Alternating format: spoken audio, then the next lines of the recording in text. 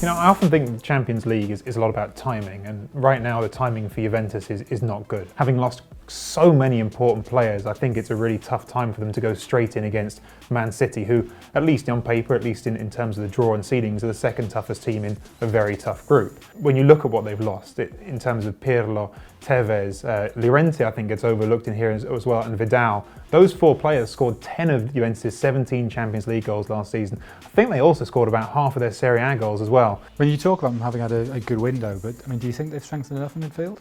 I think they've strengthened well in most places. Central midfield is my big concern, and it's something that you can look at and say, on paper, this all makes sense. You've got Sami Khedira right at the beginning, absolute, steal, obviously, on a free transfer. You've got Claudio Marchisio returning. You've got Hernanes comes in to slot in as the trequartista. That was done right at the end of the window, but in theory at least sit there in front of the midfield in the 4-3-1-2. And that means that Pogba can be your final midfielder, and that's a very strong foursome. I think you can look at that and say, great, that would be fantastic if we're starting that every week. But both Marchisio and Khedira have quite a long history of injury problems on and off, bigger and smaller ones. And I think the chances are we're not going to see that group together all that often. And I guess City are in exactly the opposite position. They had a very good window. They seemed to strengthen exactly where they needed to.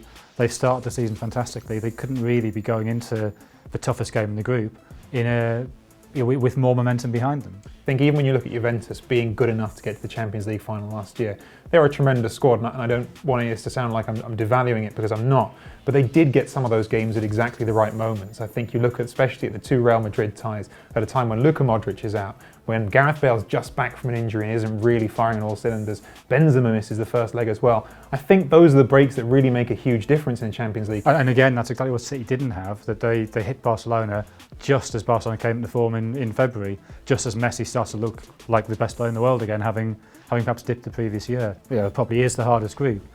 And yet you look at each of the other three sides and you see flaws in all of them, whereas City are looking stronger than ever. And I think really, although the draw is hard, this is the season when they've really got to do something in the Champions League if they're not going to rip it all up and start again. I think you look at the way the City squad is made up now, and 4-2-3-1 is going to be their basic shape. And Raheem Sterling clearly is a huge part of that. And what that does, if Sterling plays on the left, Jesus Navas on the right, they've got tremendous pace there. It also means David Silva can play more centrally. And I think his ability to find pockets of space, to pick passes, I think that brings the best out of everybody. I think even if Yaya Toure doesn't quite have the same engine as he used to have, just the quality of pass to him is going to be that much better. It means that when he makes those forward runs, they're likely to be more productive. And I think that pace as well that Sterling gives to them off the wing and potentially De Bruyne as well, when you put them both in, is going to be really interesting how they choose to play that against Juventus, because one thing that Juventus maybe have not an issue with, because these are players they've retained rather than a situation they've had to tear up like the midfield and attack, but both Patrice Evra and Stefan Lichtsteiner just beginning to get that tipping point, well, Evra a little bit more than Lichtsteiner, but both of them a little bit at that tipping point of not quite being able to keep up with the very fastest players anymore. Maybe, especially because Juventus have been playing that 4-3-1-2, which is by nature a very narrow formation. I think width is an area where there's going to be a lot of onus on those fullbacks, and there's opportunities for City to do something. En los años 80 la crisis industrial afectó muy fuerte en Eibar.